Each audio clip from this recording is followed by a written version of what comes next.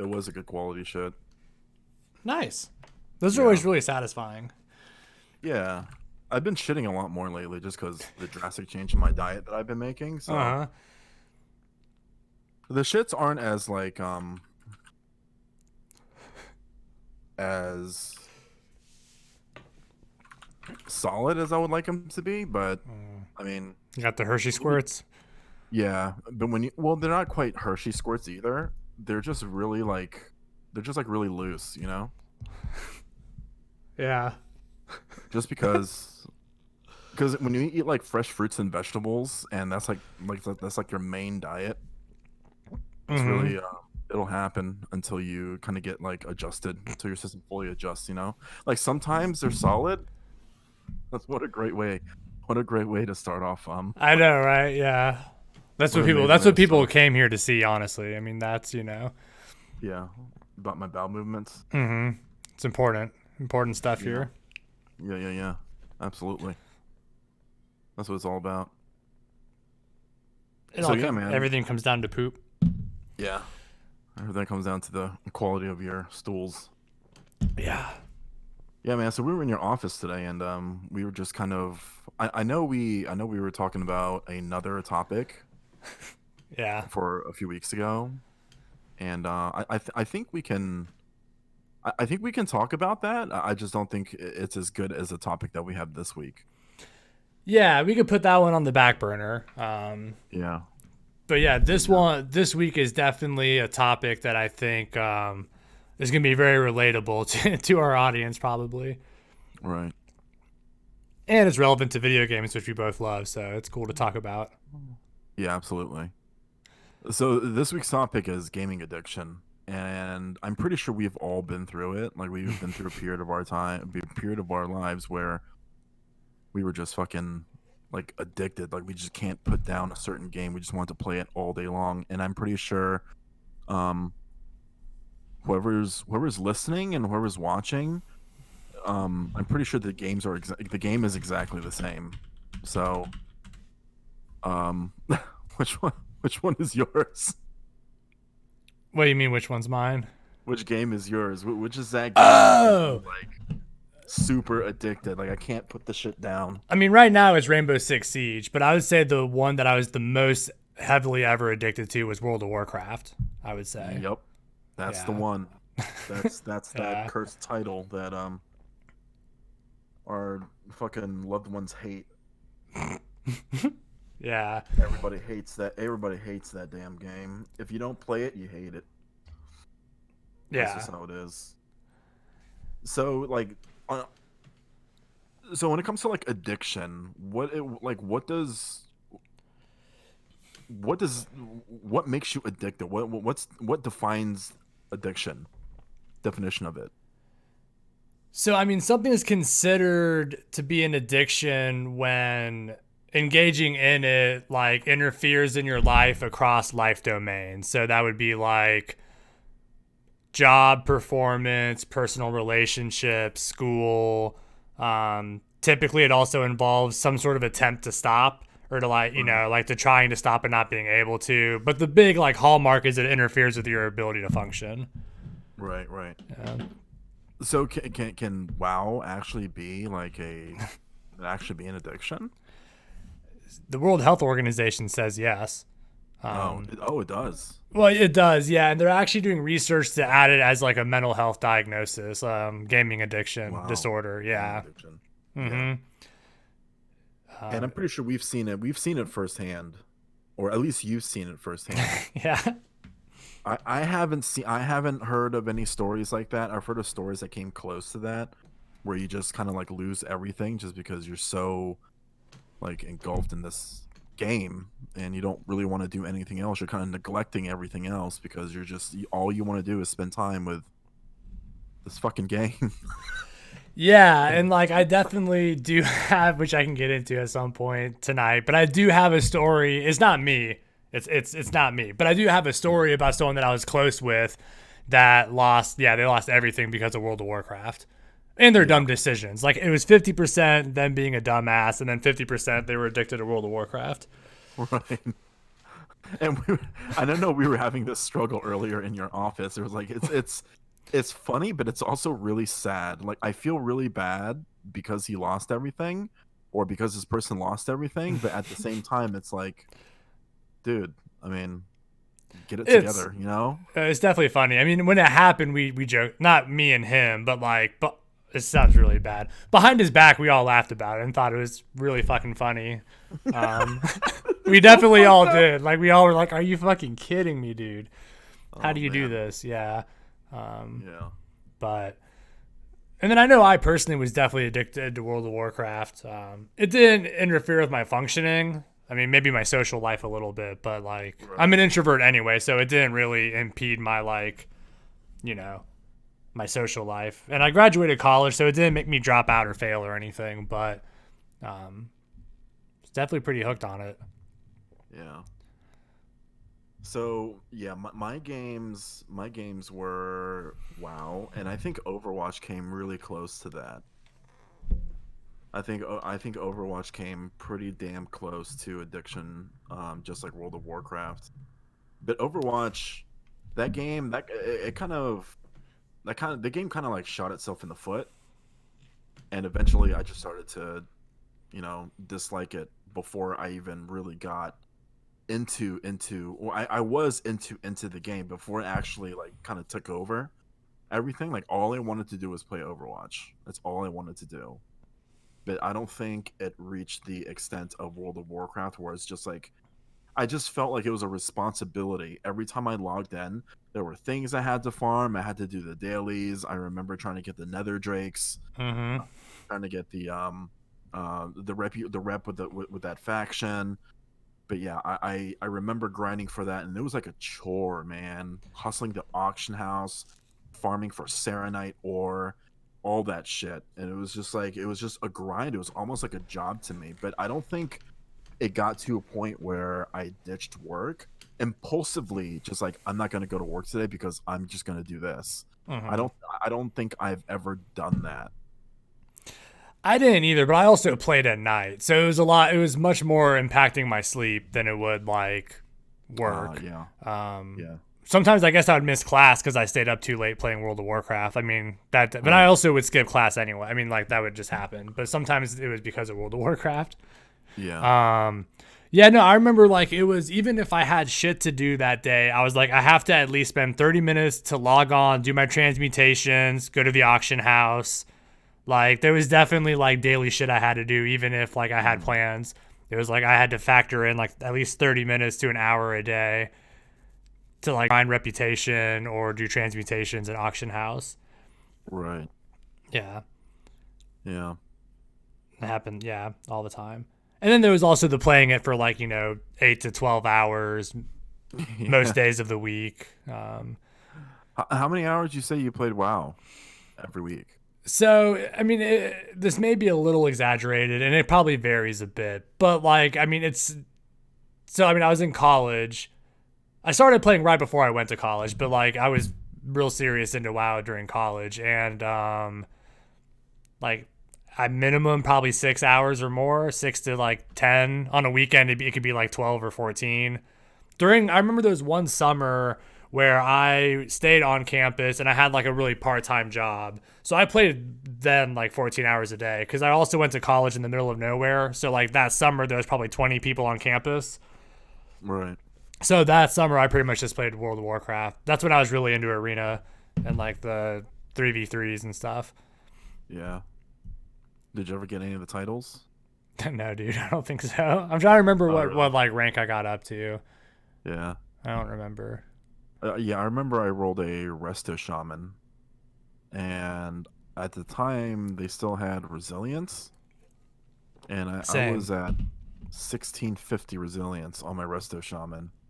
I feel like And 1400 sounds about right for me. Like in yeah, that ballpark. yeah. And I carried two of my friends, I think up to like 1850 or something like that. It was something else. It was pretty high because I think a lot of people underestimated the amount of resilience that I had. So we would always do like either two or threes, and I would run with the DK and Warrior, like the most burst damagey classes at the time. So we would go into threes, and their DPS would rush me, and then my DPS would rush them. But yeah, they couldn't kill me, and I carried them all the way up to 1850. I was pretty addicted at that time because all I was doing was just grinding PvP battle rounds and stuff. Yeah, and it's probably important to note when we say it. So, like earlier, we were saying clinically to be an addiction, it has to interfere with your life. So, like, I guess Right. at no point do I feel like World of Warcraft really, in a clinical sense, was not an addiction in the sense of like needing treatment or help. But like I Right. definitely, and I was saying this to you earlier today, even with like currently with Rainbow Six Siege, like it's very managed. I have 3 set days a week that I play. But like if I miss a day or if like something comes up and I'm not able to play, like my mood changes. I get pissed off. I get irritable. Um, it's yeah. So I guess like it could be viewed as like yeah I'm addicted, but it doesn't impact my ability to function at all. But like Right. it definitely. And later I'll get into like the physiology of why you can be addicted to video games. But I definitely, I guess one could say I have withdrawal kind of effects in the sense of like I get irritable, um, I get kind of pissed off. I'm sure my wife saw that last night because I almost didn't get to I almost didn't get to play last night because I was having technical difficulties. Oh damn, yeah. Um, but and I mean, so that's a great question in the chat as far as like is the time spent in game trying to fill a void or addiction due to mechanic. And I would say I'm going to get there. I'm going to explain physically why you can become addicted. Games are designed by nature to be addictive. Like they know what they're doing when they design these video games. Yeah. We'll get there. That's why they hire like psychologists and shit. Mm-hmm. Like I saw a job posting one time on Blizzard Careers, and they were looking for yeah, they were looking for a psychologist. Oh, and it's It's pretty like, and we nuts. understand it too. Like, it's not like this is like a theory. Like, we completely know exactly why video games are addictive and what and like what it does to your brain and all that sort of stuff. I mean, it's the science is out there. Yeah. But I guess I could tell the story about the dude in World of Warcraft. So, like, okay, so this Yeah, guy. please share that story. So when I was in high school and just after high school, so this was even before Wrath of the Lich King. This was like Burning Crusade or Vanilla. No, I think it was Burning Crusade when this happened. So I played it, and there's this guy. I'm gonna call him Bob. So that's not his name, but I'm gonna call him Bob. Anyway, even if I said his name, I'm sure he's not watching and doesn't watch this. So, okay, so I worked at a comic book gaming store, like some of you know. Big nerd. I played World of Warcraft. Anyway, there was a regular who would always come in and he would play the card games with us and different things. And he played WoW. So he got so into World of Warcraft where he stopped going to work. Like he would just skip work to do raids, to grind, all that sort of shit. He was married. He had a wife. His wife made good money, so he didn't really like have to, but he did have a job. So he was, it was like a car salesman or no, he worked at a call center. He worked at a call center. Okay, it's irrelevant. I don't know why it matters what he did for a living. So in his guild that he was in, he met this lady. He fell in love with her. He never met her before. She lived on the other side of the country. He fell in love with her. They agreed and he was gonna leave his wife to go be with her. Sight unseen, never met her, just knew her through World of Warcraft. So he left his wife and like, oh no, she found via email. She found this out from like emails he was having with her and was like, fuck you, I'm leaving. So then he was like, oh shit, my wife left. I can be with you now. He like got a ticket and was like going out there. And when he arrived, he found out that she had a very serious boyfriend that she got back together with and they weren't going to do anything. So he lost his job.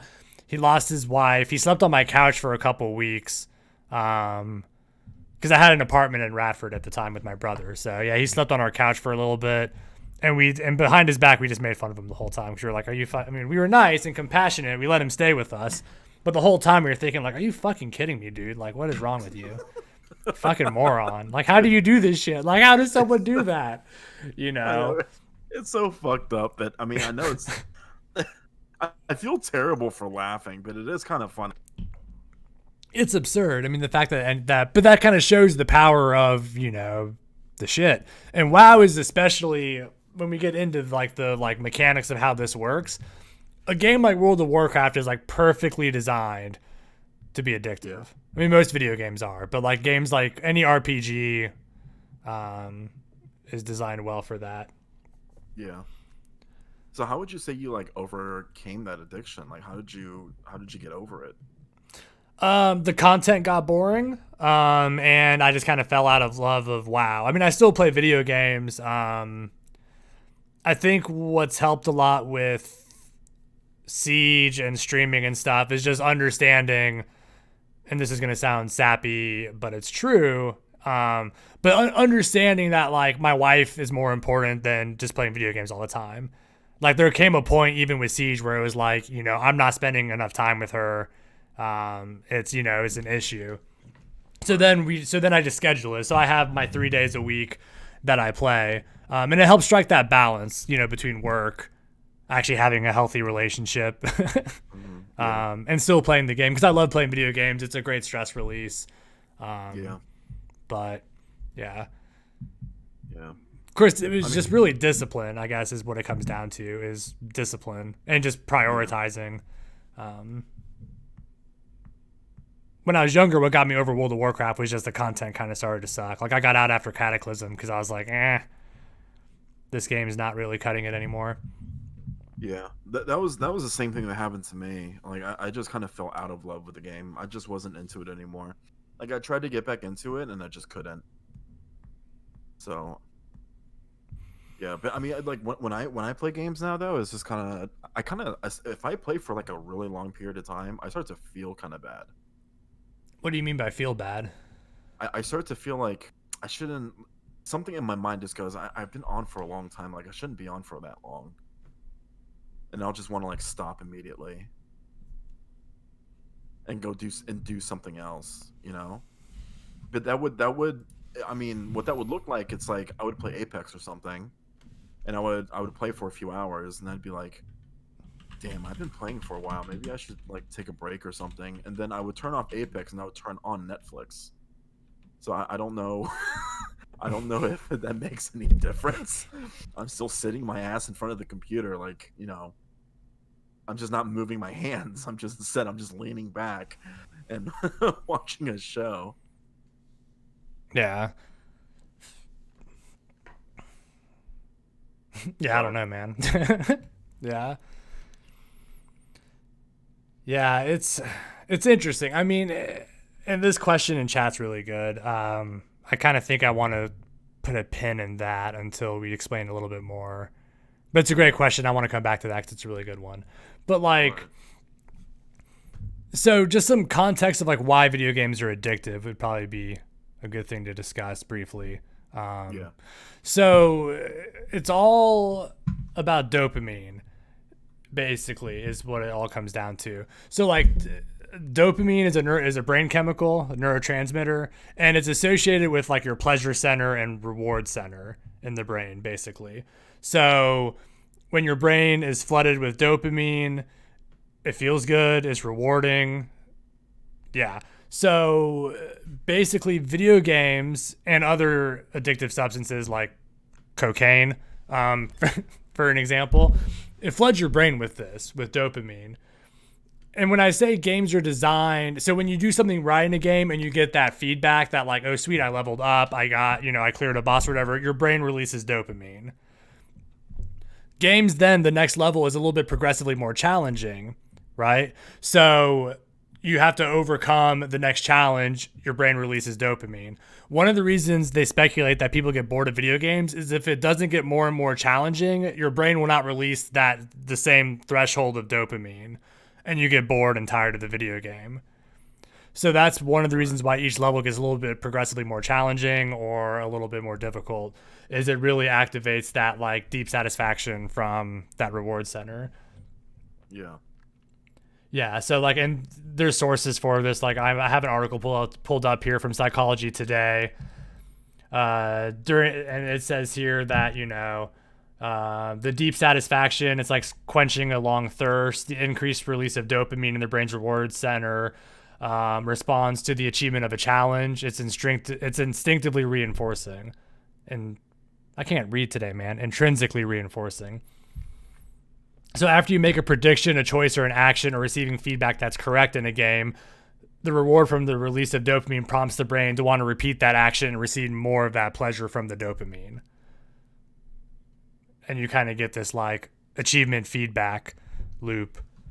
You also get dopamine from drugs like cocaine, which we all know is addictive, right? Mm. Yeah. I feel like they put other things in the game too to make it even more satisfying. You know, Yeah. like the polishedness, like the polishedness or polished state of a game. Like if a game feels good to move around in. Sound effects, I think that also helps a lot too. Music, I think that helps too. Gambling. We know gambling's addictive, and they purposely put that in video games. Yeah. Yeah. Right? I mean, So, loot boxes. yep. Yeah. Yeah. And I feel like they know Really? these things are true. Like I don't, and I'm not trying to make it sound earlier like I was saying these people, video game designers, know what they're doing. I do think they know it because I mean they want their game to be played. More time played on their game is more money for them.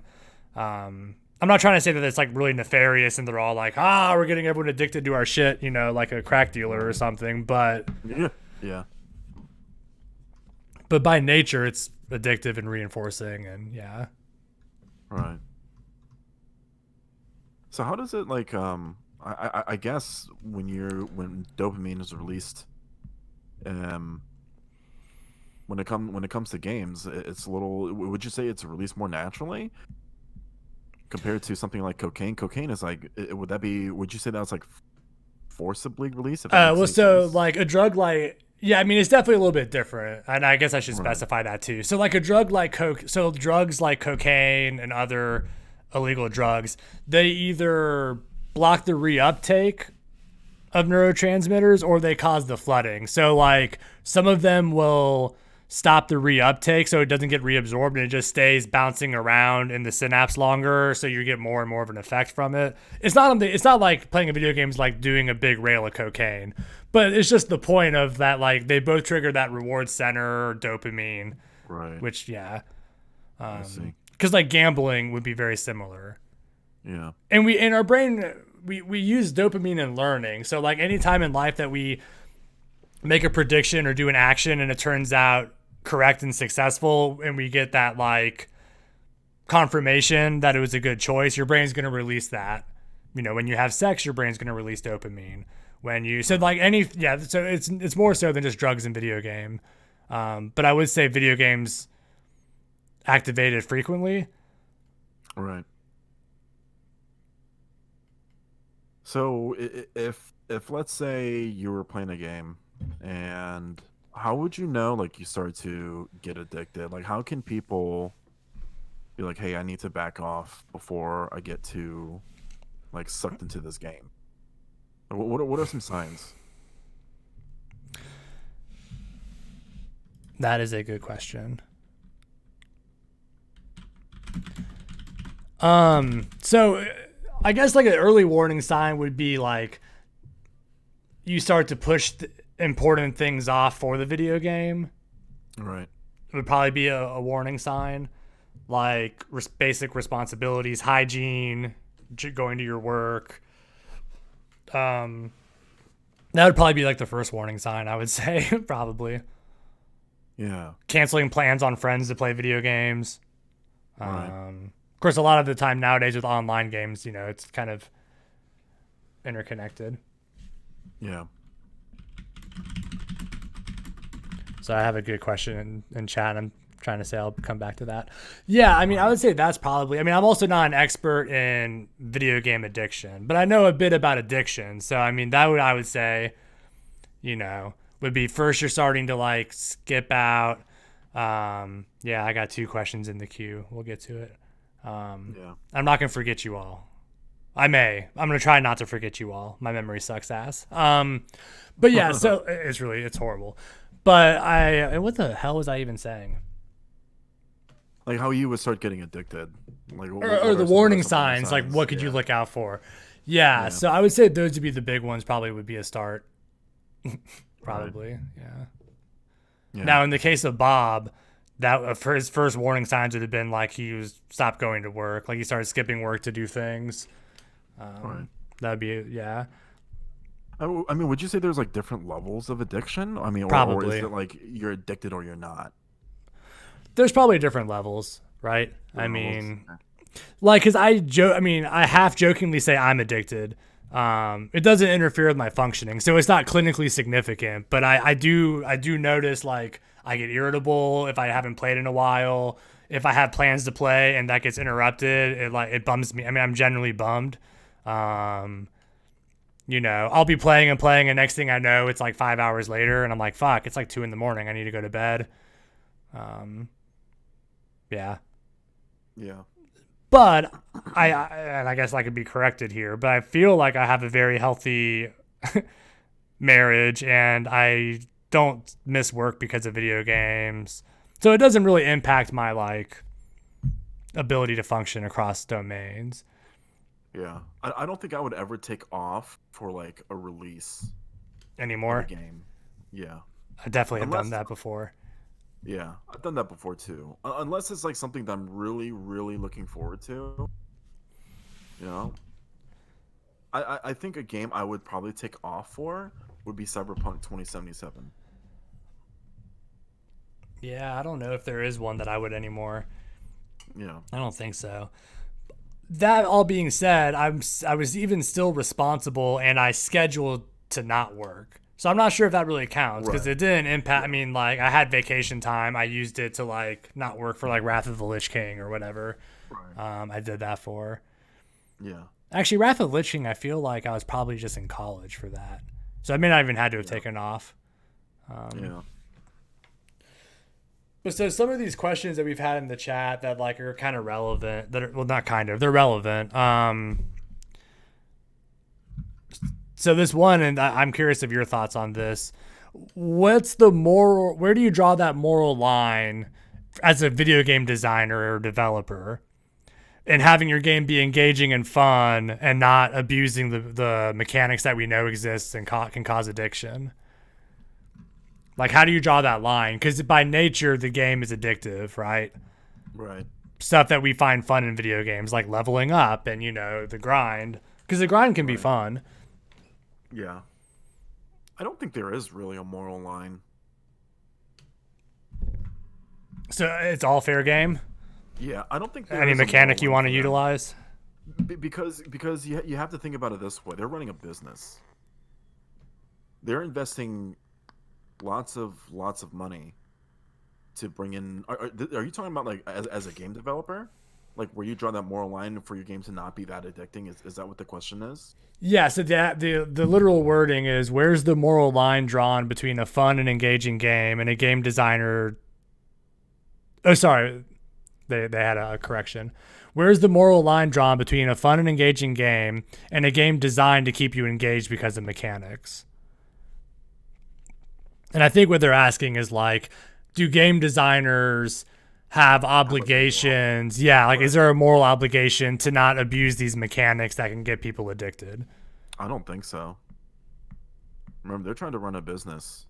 So is a cocaine dealer. Yeah. The cocaine's illegal, I guess, and Right, you right. can overdose. But Right.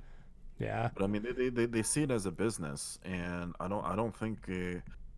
I mean, I think every game's mission right now is to get you addicted to their game.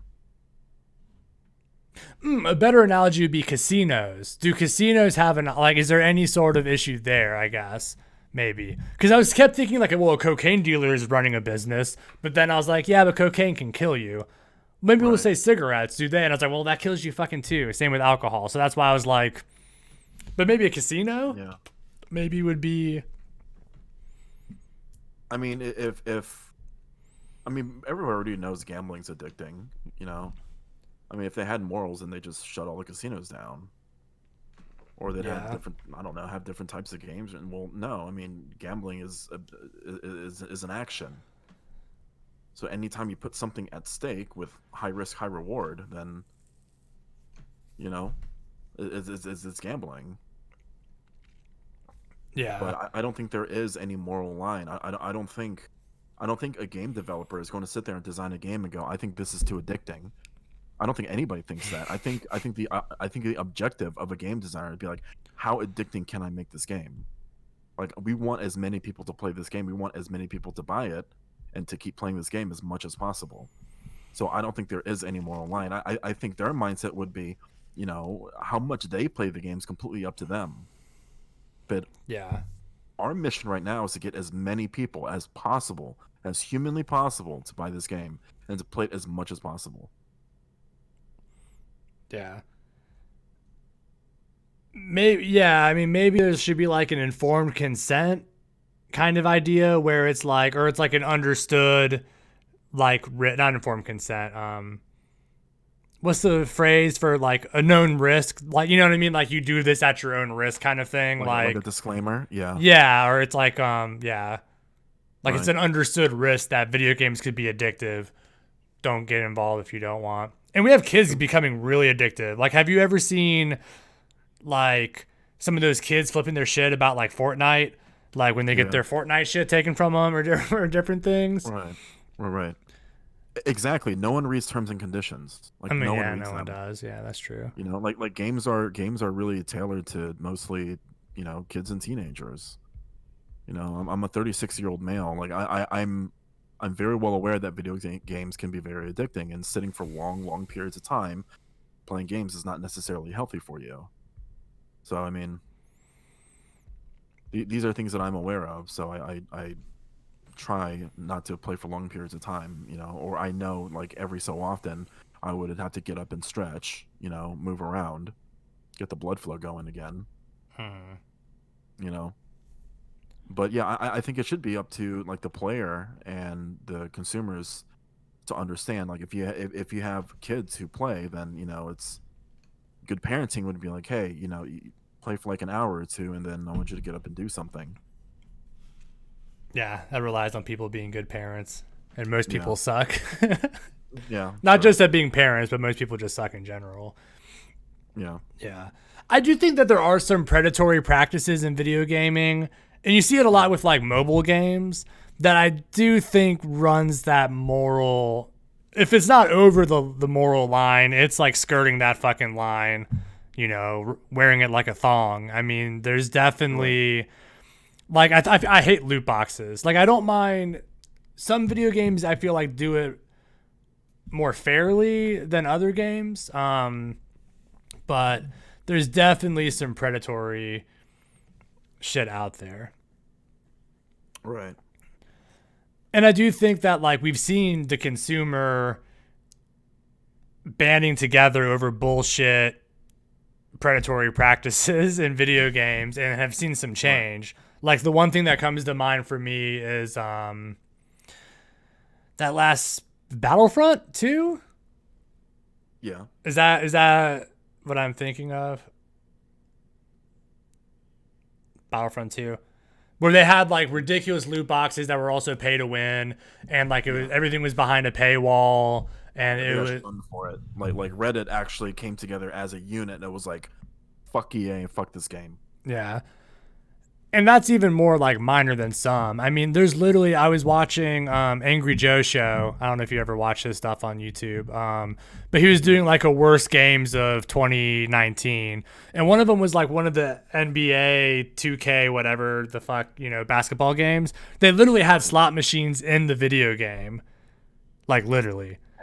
Right. And you had to like purchase like with real world money, and it was just like, like, this is clearly like trying to, yeah. I mean, there's like some stuff that's just like, holy shit. I can't get addicted to loot boxes. Like, I won't splurge my money and get a whole bunch of loot boxes, I don't either. because I'm not. I don't see any kind of value in virtual items. Like, I don't. I don't see the purpose in it. So I'll purchase, like, I like the way Siege does loot boxes because it's all just cosmetic only. There's no like impact on gameplay. Right. For the most part. Some of the cosmetics sometimes are a little like, come on, man. But like, for the most part, their cosmetics don't really impact gameplay. And And you can't really buy them with real world money. If memory serves, R6 credits you can't buy loot boxes with. I think it's just renown. I could be wrong on that, but I think that's right. But like, I've been known to buy cosmetics in Siege, but I also view it as, you know, it's a game that I purchased one time. I've been playing it in theory, except I played on multiple platforms. But in theory, I only had to purchase the game one time, and it's on year 5. Well, 4 whole years, and they're still supporting it. So I purchased some stuff to try to help keep the game supported because I want the game to continue to go and go. But I view that as different than like predatory loot boxes and things like that, and microtransactions that are more so than just a cosmetic kind of thing. Yeah. So the second pin question that I put a pin in earlier was asking like, why is it that not everyone gets addicted? Kind of like it's the same thing with drugs and gambling. Why do some people get addicted and others don't? Is it the same as drugs, gambling, or different? I don't know that answer fully. I imagine it's like alcoholism where you're predisposed. Maybe some people's brains are just predisposed to addiction. I don't know the actual answer to that though. I mean, would you say, do you take pleasure in drinking? Like when you drink, does it like make you feel good? I mean, yeah, but I can also go months and months and months without drinking alcohol. Yeah, I mean, alcohol makes me feel like shit. Well, there's definitely a point when I start to feel like shit. I mean, for instance, right now I am drinking a beer. Right. But for instance, I at this point in life, and I guess it's getting old, I get hungover way too easy. So I don't ever really reach that point in drinking anyway. So I may have like a beer or two. But I've also gone months and months and months and months without even touching alcohol just because it's not like, no, I mean, yeah. Yeah. Yeah. I mean, I think that may be the difference. Like when I just don't take any pleasure in drinking. It does not make me feel good in any way. Like I don't like being, I don't like being buzzed. I definitely don't like being drunk. I've definitely seen you drink before. Yeah. Hell, I've drank with you before. Right. But I don't take pleasure out of it. Like I'll drink when I'm like with friends and stuff like that as like a social thing. But when I'm home, I don't buy beer. Like I have a 750 milliliters of Woodford Reserve whiskey, and when I do drink, it's usually whiskey. And I haven't even touched that bottle. It's still sitting there. Like I just don't have any desire to drink. But when I'm out with friends, I'll have like a drink or two. But that's really it. When I'm home, I don't touch alcohol. Yeah. And I haven't touched alcohol in a while. I just don't really find any pleasure in it. Maybe that could be a reason. Or it could just be that substance you don't like. I mean, True. But like I do think in general, some people are predisposed and some aren't, you know, to addiction. Right. I don't claim to understand the exact like physiological reason that is. I mean, I'm not like an expert. Yeah, you can be addicted to one thing and not another thing. I mean, you could like get addicted to cigarettes and drink alcohol, but not be addicted to alcohol. So yeah, I would say that's true. Yeah, that's what I was like, pretty much. Mm-hmm. Yeah, I was very addicted to cigarettes, but I was not addicted to alcohol. Yeah, I think you could. Yeah, but we do know that that there are certain people who are more inclined to be able to be addicted. We do know that's true. Yeah. I'm sure if I Google real quick what like personality traits are more highly correlated with addiction, something would come up if I look that up right now. Right. I feel like being easily bored, probably.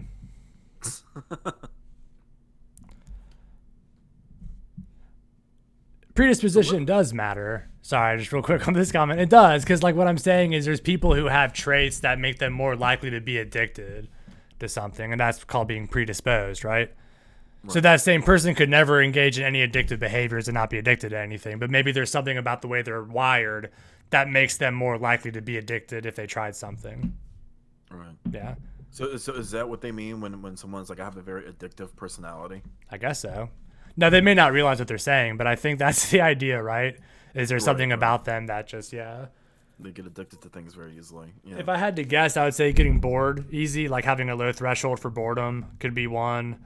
Impulsive, probably. Well, here, hell, I bet you I can look this shit up.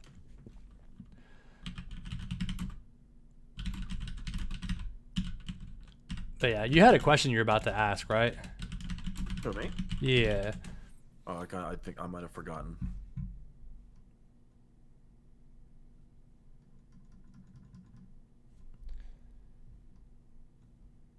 Yep.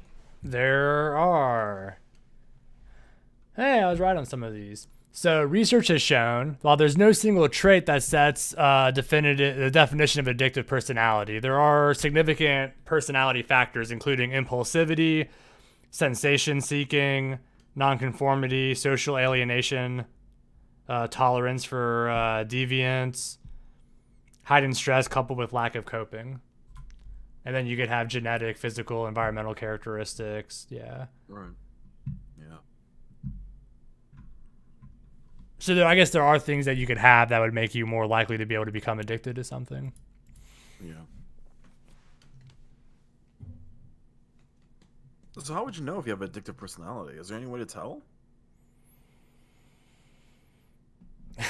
Dude, again, that's a really good question. Do you do like a Myers-Briggs and then you look it up? It's like, are you... I mean, there may be some sort of, like, are you asking, is there some sort of, like, psychometric that you could take that would, like, tell you? There may be. Yeah. There's, like, a million damn tests out there, and there's tests for all sorts of different stuff, so maybe. I'm not, off the top of my head, I'm not, like, familiar. So, like, a Myers-Briggs is going to give you that whole, like, acronym salad of what your personality type is or whatever. Yeah, and now there may be studies on which Myers-Briggs types are more likely to have addictive personalities. Like, that may exist out there. But have you ever taken one of those? I have. I forgot what I was, though. It's funny. My wife and I were just talking about this this weekend. I've taken one too. I had to do it in grad school on top of a couple other tests we had to take and administer, and I cannot remember what mine were either. I still have the copy somewhere of the results, but it was IN something something. Yeah. I think it might have been like an INFJ. I think.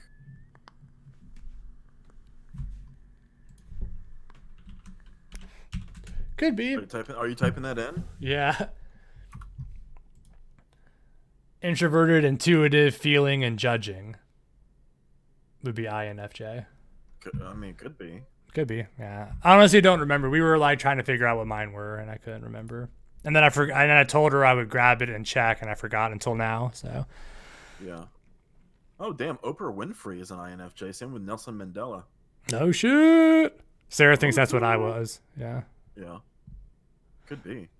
I don't know. There's also some people that are very skeptical about the whole the big five personality trait thing as being kind of like, eh. Right. Yeah, some people are not a big fan of it anymore. Yeah. So does this mean video games are bad? I don't think so. I don't think either. Video games are bad at all. No. No, I don't either. Yeah. I don't think so. I think I have made so many like amazing friends through video games. I have made so many relationships, like good ones and bad ones. Like I've learned from people I have played video games with. I have met some amazing people and people I'm still friends with till this day. My World of Warcraft friends, I still keep in touch with them. I've even gone and flown out to Seattle to hang out with them. And those are some of the best times of my life. And I mean, I fucking love video games, and I love how it brings people together. And I'm not saying we wouldn't have been friends without video games, but I definitely think that's what helped us build a friendship was the shared interest in video games. Yeah. And your willingness to build my computer for me helped a lot too. Yeah. Not gonna lie, that helped a lot. But no, I think I do think it was that we had that that shared interest, and yeah. Yeah. I'm a very personable person. Does that make sense? Mm-hmm. Like I'm very personable, you know. I agree. Yeah. I like meeting people. I mean, I generally love people. You know, I don't. Yeah, I used to be the type where it's just like, oh, I hate people. I don't want to be around people. But you know, as I've grown up, like I love people. I really do. Like I care about people, and I want to build relationships with everyone. I want to learn from people. Like I want to love people, things like that. And I just think video games stand for so many great things. And one of the best things is that one of the best things is when you're playing a game with someone, you have no idea who you're playing with, and you have no idea who you're playing against. And some of those people could be the polar opposites of you, but you all share this like the same love for something. Mm-hmm. Because every time now I log into an Overwatch game or even any game, you know, I've been through my toxic phase. I've been through my phase where, you know, I was so into the game I didn't really care about anything. And then, you know, when you really think about it, it's like when you're playing, when you're raiding, and back then it was like 15 or 25 man raids. Those are 24 other people that you're playing with who all have their own lives, who all have their own struggles and everything. You know, they're completely different people, and you guys, there's 25 of you guys all playing together, achieving the same goal, which is to down that fucking boss. You know, and I think it's amazing. That's why I love video games so much, because it brings people together. You could be the Mm-hmm. most racist people on earth, and your teammate could be like, you know, the polar opposite of you, someone you would quote unquote hate. You Mm-hmm. know, and you guys would be working together to achieve the same goal. Yeah. You know, Yeah. No, absolutely. And I do think games can bring out good qualities in us. And I know for me, it really helps release that like competitive side that I have. right? It helps a lot with that, and just stress And release too. But yeah, and I think after the esports scene and all this other whatever, particularly the esports scene and seeing video games as like an actual sport, I think people will start to um, learn sportsmanship and teamwork. You know, that competitive spirit and, you know, respecting the other team. And because I used to be an athlete, you know, and something our my coaches always told me was like, you always have to respect your opponents, you respect your teammates. You guys are basically on the court together, or whatever it is that you're playing. You guys are working together, but you know, always exhibit good sportsmanship. And I think that's something that a lot of people can learn from. But because we're in a day and age of technology, we can't see each other, and all we see is our see each other's avatar. It's hard to do that, but yeah, I think it's got great potential to teach people a lot of things. mm-hmm. Yeah, and I've also seen some studies on like the cognitive benefits of video gaming. I don't Yeah, remember enough to cite it, but there was like critical thinking, maybe. I don't know. There was like a whole list of like things that playing video games can actually help with. Um, I heard it helps with Alzheimer's too, just because it keeps your mind sharp. I can see that. I mean, so would like a Sudoku, I guess, right, or one of those Yeah, kind of things. But yeah, exercise your mind. yeah. So Zero wants to know, and I don't remember if we ever said this in the beginning, like at some point, like not today, but like in an earlier episode. We may not have though. What was like the first game we ever played? What got us into video games? In the Hmm. beginning, there was dot dot dot. Right. You want to go first? Yeah, so I mean, I have an older brother who's 3 years older than me. I was born in '87, so when I was like what 5 or 6, we got our first Nintendo, the NES. Yeah. I think that sounds probably about right. So the first game I ever played was Mario Duck Hunt. Was the first Yeah. game. Yeah, and Yeah. then from there it's just been gaming ever since. Yeah. Actually, how old was I? Shit. When did the NES come out? I think it came out 85. 85. So we didn't get it when it first came out, clearly, because I was not born yet. But I remember when we got it, I was definitely young, and my brother was probably like 7. So I was probably like 4 or 5. Yeah. Yeah. I didn't get it when it first came out either. It was a couple years until I got it. I remember going to my cousin's house for the first time, and I was just like, "Yo, what is that?"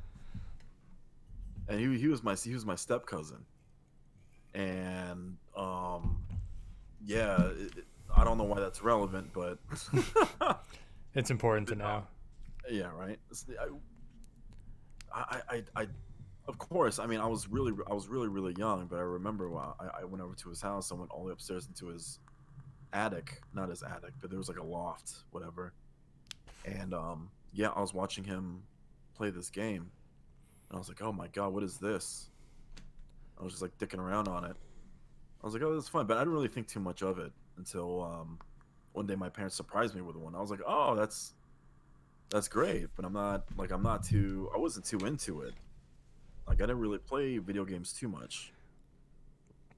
But I think when I really got into video games was honestly when I was 18, 19 years old is when I started to game hardcore. And then I fell off for a while. Like I would go through phases. Like I played a lot when I was a kid because when I went to my cousin's house, over the summer and on the weekends and stuff like that, that's what we would do. We'd play video games. But throughout the weekday, I was all I wanted to do was play sports. Like I was addicted to basketball. That's all I wanted to do. I just wanted to play basketball. So I played basketball, and weekends and summertime it would be basketball and sports. I mean basketball and video games. And then I fell off for a long while. And then they started opening up internet cafes, like these Korean-owned internet cafes in my area, and that's when I got addicted to Counter-Strike. Yep. Counter-Strike 1.3. So what was the first game you ever played? Do you remember? Mine? Yeah. It was Mario. It was definitely Mario. Yeah. I think that was a lot of people's first game. But, like, the... Of our generation, at least. I mean, I feel like older people, their first game may have been like Pong or Snake or, Right. One of those, yeah. Yeah. But definitely, my first FPS experience, and that's like my favorite genre, was definitely fucking Counter-Strike. Or I'm sorry, no, GoldenEye. Same. Yeah, GoldenEye was the first FPS I ever played. Yeah, I mean, if you want to consider Duck Hunt an FPS, I guess that takes it. But I guess. Well, yeah, okay, touche. But yeah, GoldenEye was definitely a winner. Yeah, dude, I think it's like this upcoming season, Rainbow Six Siege is doing arcade events, and they're going to do a Golden Gun event. Oh, what does that mean? So you remember, like in GoldenEye, they had the Golden Gun game mode where literally it was the Golden Gun. It was a one-shot kill, yeah, and one bullet you had to reload. Yeah, so that's what they're gonna do. It's a deagle, like a golden deagle, and it's a one-shot kill, one bullet in the magazine per time. Game mode. Oh damn, that's pretty good. That's pretty cool. Yeah, that's gonna be fun. That's one thing they're introducing is a lot of like they're calling them like arcade modes. So it's gonna be like random shit like that. It seems like, and they're gonna be like weekend events. Yeah. Yeah. We used to do slappers only. That was always fun. Yeah. Yeah, no, GoldenEye was fun. But yeah, that's like yeah. So that's interesting. It's kind of a similar. Yeah. Of course, I guess our generation that would make sense that it'd be like the NES. Right. I don't know. I mean, I think video games are great. Just in moderation. Just know your limits. Because I know sitting for long periods of time is not the best for you. But who the fuck cares? I'm not your dad. You do what you want. But I mean, just in my head, I've become a lot more health conscious over the past couple months. But yeah, I mean, just know your limits. If if you're in your 30s and you have an addictive personality, like in moderation, But yeah, no, I agree. Yeah, fuck Oddjob, man. Oddjob was definitely perma-banned. Yeah, that operator was banned. Yeah, no, we never allowed him. Yeah. Yeah, I'm trying to think. Like, it definitely was the NES, and then we had like the Super NES, the 64. We had a Sega Genesis. We had a DreamCube. Um, Dreamcast or GameCube? Dreamcast, not GameCube. Sorry, thank you. Yeah, DreamCube. What the fuck? Dreamcast. I remember. It was because that's where I first played Soul Calibur, and I enjoyed that game a whole lot. Hell yeah, dude! I love the fucking Dreamcast. Yeah, and then I had I an was like- Xbox. I was blown away by the graphics of the Dreamcast. I was so blown away by the graphics. It was actually it was pretty damn good. Yeah. DreamCube. You shut your mouth.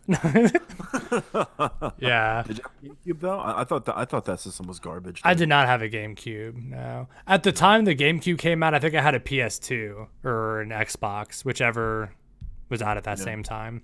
I didn't like the controller. Like, it was the wonkiest, like, weirdest Yeah, it felt controller. strange. And at that point, Nintendo games kind of, and this is going to sound really bad. I don't mean any offense to any Nintendo lovers. But after I got out of, like, 12, 13 years old, Nintendo games didn't cut it for me really anymore. They weren't violent Great enough. now though. They're great now. Dude, I haven't played a Nintendo game, and the last one I played was like Super Smash Brothers. It was like the last Nintendo really? game I ever played. Yeah. Yeah, Smash was like the revival of like Nintendo games, man. I mean, that was the game that just kind of like stuck around for a long ass time. Dreamcast wasn't a shithole. Well, it did have a lot of games, and it died not that long, but like, it wasn't a shithole. It seemed to work just fine.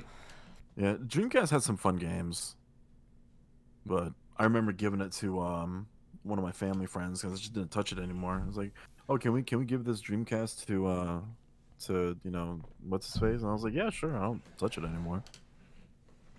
Yeah. Yeah, and Dreamcast was all right. I liked it. There was this one game called fucking Power Stone. That game was so much fucking fun, dude. I love that game. I don't think I ever played Power Stone. So good. Oh, dude, Power Stone was so good. It was like a 4-player PvP game, and it was one. It really felt like oh man, it's one of those like silly PvP games.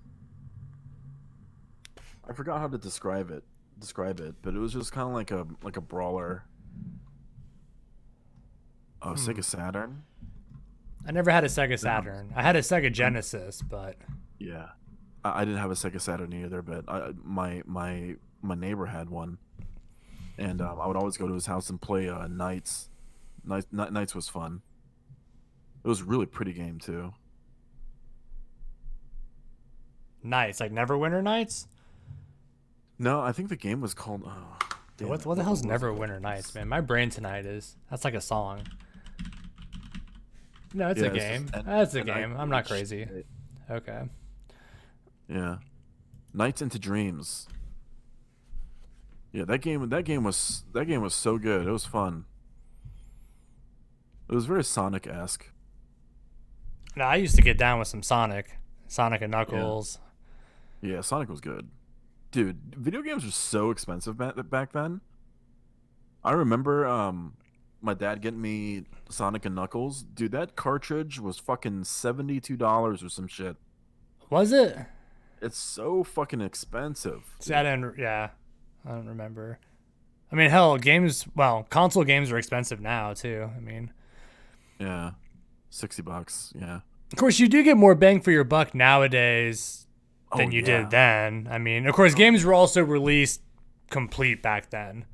Like nowadays, you'll purchase a full price game expecting it not to be a polished product, and that like Battlefield 4 or Battlefield 3, where you buy the game and you know it's not going to release polished, but you still paid full fucking price for it. Yeah, and I feel like development time is like the same. Just because of the technology that we have now. Yeah. Do you feel that way? Do you feel like the amount of time spent developing a game would be the same as it was back then? I mean, I don't know shit about programming, but I would think it would be quicker now because the technology is Yeah. more advanced. I mean, so I would think, yeah, it would be faster. Of course, fuck, they Right. shit out those Call of Duty games fucking annually. Yeah. I mean, it's the same engine over and over again. It's the same It's just game over and over again. It's just Yeah. like they just slap new aesthetics on it. Fuck, that's what they did with Battlefield 1 and 5. Because it was even half the fucking guns were the exact same because they used the same guns in Yeah. World War One and World War Two for the most Right? part. It's like name a Call of Duty game that didn't have the marathon perk in it. Name one Yeah. that didn't have a marathon perk in it. At least the past 10 years, scavengers and all of them too. Yeah. Yeah. Like what did they change? Now this new Call of Duty, I haven't played it, but it's definitely more polished. But The new Call of Duty game is very satisfying. Like the guns feel like the sound, the feel of the guns. I don't know what they did. I think it's the way the guns move, the way the screen shakes, and the sound engineering. But it feels like when you shoot an AR in that game, it sounds and it feels like an AR. I don't know what it was, but yeah. well, surely they went to a shooting range and recorded. I would hope so, right? I mean, Right. you would think so at Right. least. Especially if these guns are real life guns that people own. Yeah. I know they did that for like the M1, the Garand, and those games. Like they actually, because the sound, they even have the empty clip expelling sound is like spot on. Right. Yeah. Right. Can't say I've shot one in real life yet, but that's on my bucket list. Actually, I want to own one day. It's on my bucket list, but Well, M1 Grand. Mhm. Yeah. yeah, it's on And my. that's the only gun that has a clip. Oh, that's not true. It's one of the only ones that have a clip. There's other guns that have Yeah. clips, right? Well, you think which other ones? Oh, dude, there's definitely other guns that have clips. Oh, I thought M1 Grand was the only gun. that had a clip in SKS? it. I know that you can get an SKS. Oh no, Mosin. I think a Mosin the Gaunt has one. Yeah, a Mosin Nagant. I think it does. Or is it a Fed magazine? No, you use stripper clips for it. I think it has an you use internal stripper mag. clips I think for it it? has an internal mag though. Oh, I see. A lot of those old guns do. What about Yeah. are all SKS magazine fed? I feel like they are. Yeah, they are. Yeah. Yeah, they are. Yeah. So it's gonna be older ass guns, really. Yeah. I feel like the M1's probably one of the only ones that people actually still want to own, though, like an M1 Garand. That's true. Yeah. Yeah. Any other thoughts? Questions? Thoughts? Eh. Eh.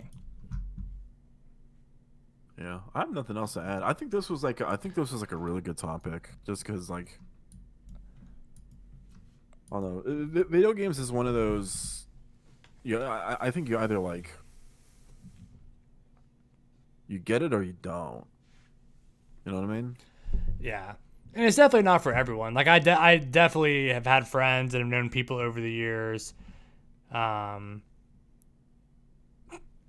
Fuck, that comment made me laugh. What was I saying? I've known people over the years who've had like no interest in video games whatsoever. Like I mean, I have, and I didn't get it. Yeah. Until you play WoW. WoW will do it to you. That fucking game. Fucking WoW, dude. Oh man. Yeah, I don't think anymore. Like honestly, even if I like played WoW now, I don't think it would have the same. Because I also think Guild Wars 2 did a better job with it. Yeah. Because I was never as hooked on Guild Wars as I was on WoW, but I do think that they kind of perfected the model better. Right. So if you play Guild Wars first, would you have been addicted to that? Probably. Yeah. Yeah.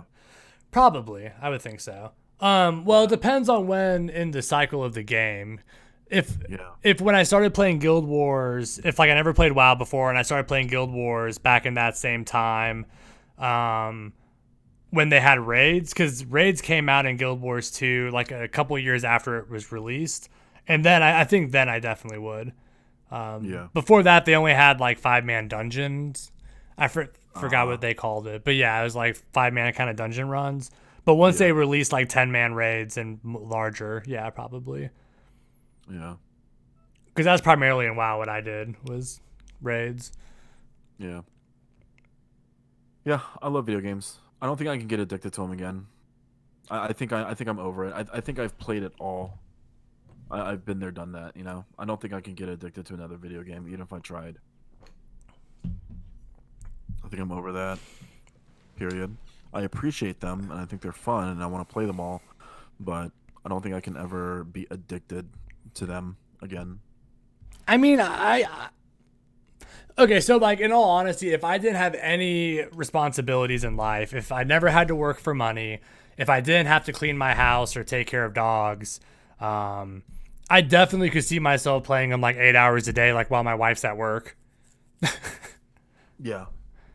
I don't know if that'd be an addiction. I mean, again, I guess like we said, the earlier definition of an addiction, it would have to Interfere with your life. yeah.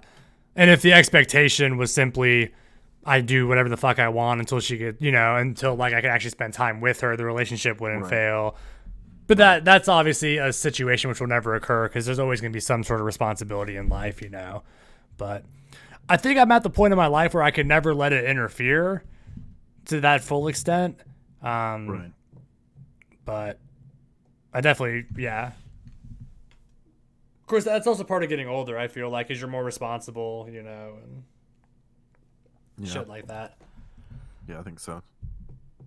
Have I played Unlimited Goose Game? I do not know what that is, so no. Is that the game where you're a goose and you terrorize people? Untitled Goose Game. I can't read tonight. My brain is not working. Have you played Untitled Goose Game? I have not. I have heard of it. I have seen people play it, and it looks really cute, but I have not played it. Is that game where you're that goose and you terrorize people, like take their glasses and... Yeah, pretty much. Yeah.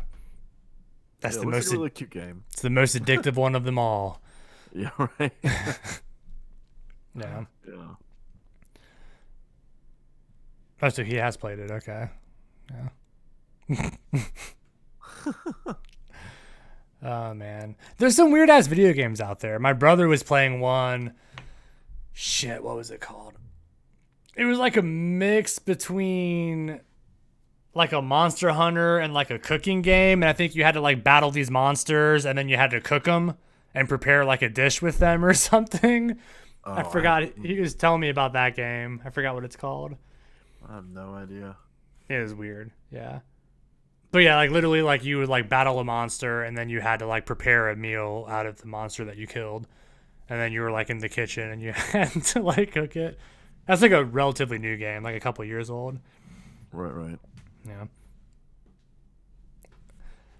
Well, have we depleted chat? Is there any other questions or comments or topics anyone wants? If not, I probably wrap up. What about, okay, so if anyone ever has any suggestions for next time, just message one of us on Twitter. Yep. I'm hoping maybe next week or the week after, I'm hoping to get a guest on. Yeah. I'm not going to say who it is yet because it's not confirmed, but we have someone who wants to come on. That would be an awesome person to have on. So we are in the process of hopefully getting that set up. Yeah. That'd be tons of fun. Yeah, no, I'm actually gonna reach out to that person here probably like tonight or tomorrow and be like, "Yo, what's the dealio? Let's get this going." Yeah. But yeah, does anyone any more thoughts, concerns, grievances? You suck. But yeah, okay. Well, on that note, do you have anything else, Color? I have nothing else, man. That was a good talk. Yeah, absolutely. And we'll be back next week, same time, same place. Yeah. All right. I guess that's it. You gonna hang up first? Huh? I said, are you gonna hang up first? No, you hang up. Yeah. No, you hang up. All right. That was a bad joke. You know what I'm talking about? No, that went. okay. do. I was like, that went over your head, but you got. I forgot where it's from, but I do remember that. Well, like back in the day when you're like, middle school dating someone at night, like neither of you want to hang up, and it's like, no, you hang up. Okay, fine. We'll both hang up at the same time. All right. No, you didn't hang up. You hang up. Okay, everyone. Yeah. All right. We'll see you next week. See you next week, guys.